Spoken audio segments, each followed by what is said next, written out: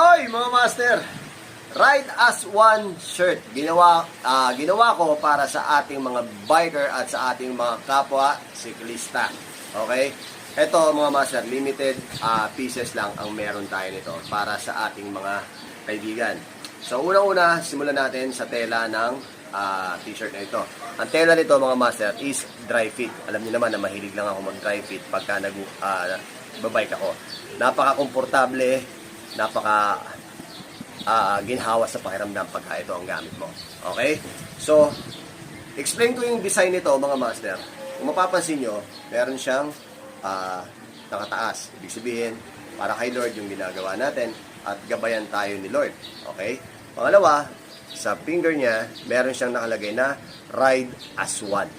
Okay? Hashtag Ride as One. Kaya nga, itong shirt nito is Ride as One shirt. Tapos sa ilalim, kung mapapansin nyo, nakalagay